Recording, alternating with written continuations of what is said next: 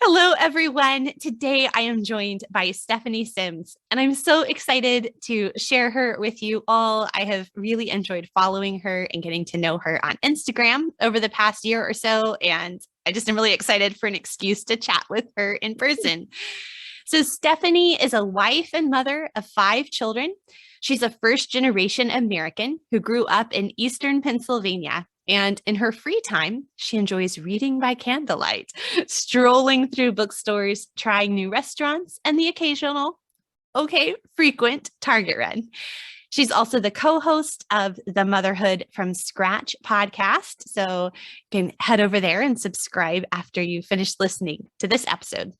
Stephanie and her family currently live in Kentucky.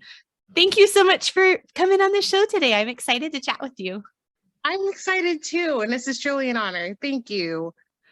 Well, let's just start by you telling us a little bit about yourself and your family and how you came to start homeschooling. Sure. So we are a family of 7, 5 kids and my husband. We've been married almost 10 years. So we've 10 years in September. We have an 8-year-old, a 5-year-old, a 4-year-old, a 20-month-old, and a 3-month-old. So we are busy and it's messy here. Yes. but lots of blessings there. Yeah. Oh, of course. Oh my gosh. Couldn't imagine life without them, without this fullness and craziness. Like, we love it. Well, how did you guys first hear about homeschooling or decide to start homeschooling your kiddos? So my oldest was in preschool for a little over a year. And when she turned a little over 3, something just changed in her. We wanted to homeschool from the beginning. Like that, we talked about, that's what we wanted to do, but we put her in preschool. I was working and I was in school at the time. It just worked better that way, I guess. But once she turned about 3, we're like, we don't like this anymore. But we didn't know what to do. Like, was at the time to homeschool? Because, we know preschool, that's what you do with a 3 and 4-year-old. We thought we were maybe we would start homeschooling when she turned 5 or something like that, not preschool. But my husband was like, you know what? We're moving to a new state. We're moving to Texas a little after that. So just keep her home with you. Just homeschool. Just start now. And I'm like, new state, new people, homeschool. You know what? Okay. When we got down there, we at our church, they also had like homeschool things, a homeschool co-op. Like, they were so supportive of it. It just made sense. And we had like that support in that community. So we just felt like, okay, this was God and we're going to go with it. And we've been homeschooling ever since. Wow. Well, over those years, as you kind of jumped in, that is a whole lot of transitions all at one time. Like, let's move states and let's start homeschooling. But the Lord really laid that on your heart and it was working for your family. Since then, over time, how have you found that your sort of thoughts about homeschooling or your approach to education has sort of changed or grown over the years? Over the years, even through the craziness of, having to change diapers in between a lesson, and because I've only know homeschooling with babies and little ones. That's all I know. Every year, pretty much we've had one, or every other year. So this is all I know. Even through that, I get more rooted in the fact, like, I know God wants me to do this. Even through the mess, even through the hard days, I know this is what I'm supposed to be doing. And through that, like with that conviction, it allows me like freedom, I guess, to adjust when things aren't working. So if a curriculum isn't working, I'm up till 3:00 in the morning anyway. So let's look up what else we could use, So I'm constantly researching, just doing different things to help our experience. If I've learned anything over almost 6 years is adjust. So there's been a lot of adjusting over the years. Yeah. So when you're homeschooling littles, I'm sure it's the same thing as when they're in their teen years and stuff like that. Just be willing to adjust and move, because their brains are so, they're adjusting, and there's so many different things, like they're absorbing so much and stuff, and you're still learning how they are and how they learn. And so adjust. And I'm a lot more willing to do that than I was, let's just say, like 3 years ago. I love that perspective. And that's one of the reasons why I wanted to have you on, because you have been homeschooling this whole time with babies and littles and toddlers. And you're still right in the thick of it too. So you don't have that sort of rosy glow of like looking back, oh, it wasn't that bad. Like you're there Right. and you know the mess and the joy. And I love hearing that from you too. It's not like, oh, it's messy, it's terrible, it's horrible. It's like, it's really messy and it's really hard and we have to adjust, but it's also worth it. And so, my littlest guy is 6 now. He's about to turn 7, maybe by the time actually this podcast airs. And it's been a long time since I've had those diapers and crazy potty accidents in the middle, always at the worst times. Those things never happen within our homeschool schedule. So I think it's encouraging for other moms to just be reminded that that's normal. Like that's okay. Well, it is. Just this morning, our number 4, the almost 2-year-old, he put his pacifier in the toilet when I was like trying to get into a group of a math lesson. And I just hear, Mommy, there's a pacifier in the toilet.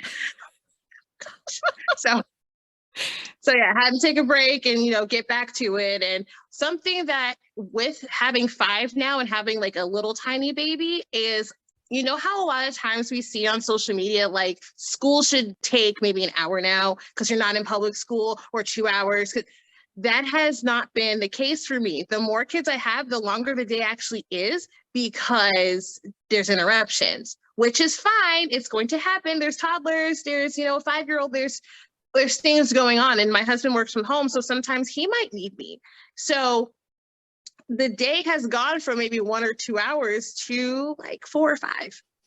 So and then we have to take breaks because they can't sit down for 5 hours. So I have to let them go bounce around and go outside and snacks, the constant snacks. So many snacks. So many snacks. So our school day right now almost looks like a full school day. Yeah. And probably the actual like sitting down, quote unquote, doing the work part is probably just an hour, 2 hours, but it's having to be broken up in those little bits and pieces through the day, and having that expectation, I guess, set to reality as opposed to like Instagram is always helpful. Yes. Yes. Well, what have been some of your favorite parts of homeschooling? My favorite part of homeschooling, I think, is seeing the light bulbs go off. I love when they're going through it, they're trying, but then it just clicks and you see it in their face and they're so proud of themselves. And I get to see that. Like, nobody has to tell me, like, she read her first word today or he wrote his first. I get to see that. I'm grateful. I'm so grateful. And I think it's my favorite part. I taught my oldest to read. I'm working on my second. Like, by God's grace, he is enabling me to do this. And I'm like, I taught my kid how to read. Like, I think I love that. And I get to do that like 3 more times. Yes. Oh, I'm teaching my little guy how to read right now. And he just, for the longest time, we were like, agonizingly slow sounding out every single individual letter sound, and you're just like, just please get to the end of this word, put the sounds together. I know you can do it, and then over a period of a few weeks, all of a sudden things are starting to click. And now I'm sitting there and just seeing that moment is one of the most precious parts of parenting. I love that. I love that we get to be there right along with them. Yes. Well, we've kind of hinted at this a little bit. We're going to kind of transition to talking about some of the challenges of homeschooling, in particular with these mini littles. So you are a mom of many, you're homeschooling older kids, you've got the babies and the toddlers, you've been pregnant multiple times while homeschooling. And I would love to just hear from you, what encouragement would you want to give to a mom in a similar situation? If you have any tips or strategies, practical ideas for homeschooling in the midst of those challenges, or just, I guess, sort of like a camaraderie like perspective to share. Okay. By nature, I am an idealist. I think that I have what I want this to look like in my head, and I want to do that. Now, with that, with multiple littles, with, like I said, the diaper changes, the messes, the ketchup on the wall, because, just the things. Grace is with you. Now, God gave you these kids. God knew that you were going to get pregnant while homeschooling your 12-year-old, your 10-year-old, your 7-year-old, whatever it is. He's there. He's there. He sees the mess. He sees the tears. You know, sometimes there is tears in the closet with chocolate. Sometimes there is. You know, he sees that and he's there, and he's not looking down on you.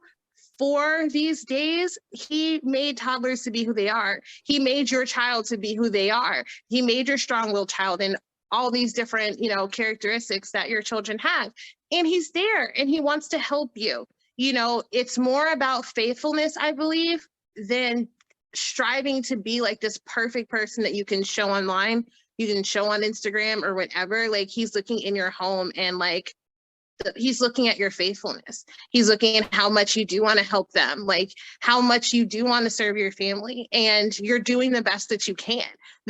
I don't know how we got to this place where after like 2 months, even 3 months, 4 months after having a child, you're expected to be back out adventuring how you used to, or, you know, making meals exactly how you used to, and just doing all the things like a mom of only teens or something, or, you know, an empty nester would be. That's how it looks like, in my opinion, on social media.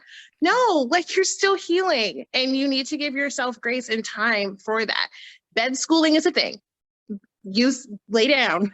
Your kids understand, tell them what's going on. You don't have to do it around the table. You can go outside if that's helpful to you. If you're still nauseated and all these different things that come with pregnancy or just having a newborn, do school on the couch. Like, it's fine. Your kids are still learning. And something I'm doing right now, like I said, I have a 3-month-old and a 20-month-old. So doing experiments right now for science, no. No, I can't right now. So we'll do the science lesson, and a lot of the time I'll put on other kids doing it on YouTube, so they get it. That's my reality right now. And you're gonna feel like that mom guilt of, I should be doing this and I should, and if you can, do it. But if you can't, don't hold yourself to this unrealistic thing or just something you can't do in this season of life. Don't fight the season of life that you're in. This is like kind of new for me. And once I like truly understood like where I am in my parenting journey, I think things didn't get easier. It got better for me. Because none of this is easy. It just got better. I am in the trenches, like you said, of 5 kids under the age of 10 with learning differences, diets that, you know, I can't just feed them anything. Like they have specific diets. We do occupational therapy for a couple of them. There's a lot going on. So I would do myself such a disservice to try to compare myself to whether somebody I know at church or somebody online, because my life doesn't look like theirs. So you have to just accept where you are, and it might not be like that next year. It might not be there like that 6 months from now. It's going to be different. Your kids are going to be bigger. You might not have the therapies anymore or as frequent or whatever. So you just kind of have to roll with it. I love everything you just said. I'm over here getting goosebumps, but there were 2 things that really stuck out to me. One, here at the end, when you just said to like be content and sort of there present in the season of life you're in, like to be okay with it. That is such a powerful reminder. And I think that's applicable for moms who are in the trenches with littles, for me as a mom with like teens heading out to like graduation and, you know, thinking about what comes next with them. You know, wherever we are, it's easy to either look at a past version of ourselves or this idealized version of ourselves or our friend down the street and be really grumpy. I get really grumpy or irritable because my today is not looking like I thought it was going to look, instead of remembering this is the day God made, right? Let us rejoice and be glad in this day instead of wishing it were some other day. Yeah, you're not who you were at the beginning of your parenting journey. You might have more than one or whatever. You might have experienced loss and these things. You're not that same person anymore as you grow and you change and you learn. You just have to just accept where you are And I don't think there's anything wrong with that. It's not that you don't want to be better or anything. It's just if you fight it, at least that's how it's been for me. The more I'm trying to be like, there was a time where I could do all of this in 2 hours. And I used to be able to get dressed and do my homework and do all this kind of stuff, all of this before 10 o'clock in the morning. And now getting up, getting dressed, making breakfast for people, it's a different season of life. And I can't compare myself to who I was 10 years ago. Yeah, definitely. I can't even stay up late like I used to. I'm like, peace out, people. Oh my gosh. It's 8:30. 9 o'clock. I'm like, why am I still awake? Yeah, I start turning into a pumpkin. The other thing I really loved that you said, it was near the beginning. You were talking about this idea of like, 2, 3, 4 months postpartum, you're supposed to be back with your regular routine. Like somehow you didn't just have a baby. And you said sort of an offhand comment, like, you need time to heal, mom. Mom needs time to heal. And I think that's something that we don't hear a lot about, is just the physical toll that this wonderful gift. And it's not saying we don't want to be pregnant, we don't want to have babies, and we don't want to have these blessings, but there is a reality, a physical reality in our body, right? Over time with our hormones. And Yes. one of the best decisions I made a couple years ago was actually going to pelvic floor physical therapy, which is almost as awkward as it sounds, but it was transformative. And I was like, why have I waited this long to do it? And I kept thinking like, I shouldn't need to help. I should just be able to like get over it or something. And I couldn't. And it was getting worse, some of the symptoms I was having. And it was such a good choice. So I'll just put that out there, like be very vulnerable. Like if any mom is just thinking like, this doesn't feel normal or this isn't right, like it's okay to get help too for those physical things. It makes you a better mom when you're not, peeing your pants or pooping your pants. These are things we don't want to have to do. Yeah. That's a reality. I know like online and stuff, we don't want to tell too much of our families and disclose too much, but I think there's a way to be authentic without airing everything out. I think there is. You can be an honest person without like going into all these details about everything your kid is going through, but like people can still get the point. So I think sometimes in like trying to be private, we try, I don't know, the other direction, and we're just like, everything is fine. Everything is great. And I didn't just have a baby a week ago and my stomach hurts and I have cramps. No, please. No, like we know, we've had children, we know how this goes, and we want to support. I think more people want to support than want to judge. Yeah. So I think we just need to be more real, I guess, not air out everything about your family, but just that realness. Yeah, it's definitely a balancing act for sure. It takes a lot of wisdom. Sometimes I'll be like, that was probably too much. Next time I won't share quite as much, or the flip side, maybe I should have shared and it would help someone. So, yeah. Well, we've talked a little bit about, mothering with littles and pregnancy and babies and homeschooling. And you gave some great suggestions. Couch schooling. We should make that a thing, a hashtag. But what about for mom herself? How can mom continue to pursue her relationship with Christ while she's also, has the responsibilities of homeschooling and, has the physical realities of maybe being pregnant or nursing? So like quiet time with coffee and candles and all that kind of stuff in the morning, right now in the season of life that I'm in, cannot happen. When you started that, I thought you were about to say like the real thing that you need to do is have your quiet time with coffee and candles. And I was like, no, ma'am. No. So what helps me is sometimes when I'm doing dishes or I have to, run to the mailbox or whatever, I'll have the Bible in my headphones. So I'm listening. I still get the word, but it's not this cute setup. No. Now at nighttime, I have more time to do that. So sometimes there is the candle and there is a hot cup of tea after everybody's down. But, the morning stuff, no. Like, how people say a lot of times like slow mornings and stuff on Instagram? I don't know what that is. I've never experienced that. I'm looking at a lot of people's pages who are like further down the line than me or have more kids than me. And I'm like trying to find the hack, the secret of how you do it. I don't know. I think the hack is your kids just have to get a little older. Maybe that's what it is. But where I am right now, no. That's just not there. No, nighttime is better for me because I read them anyways. So I'll read some scripture and then like read a fiction book or whatever. I can get more done then. I love that. I love using an audio Bible and remembering it doesn't have to look a certain way. You're still pursuing your relationship with God. You're still investing in his word. And yeah. Yeah. Now it's kind of tricky because I have, my little guy who's 6. He's not tiny, but he's still my little guy. And my oldest is almost 17. And so it's like I have people who get up early and people who stay up way late. I'm just like, I just need some time in there somewhere where there's no one around.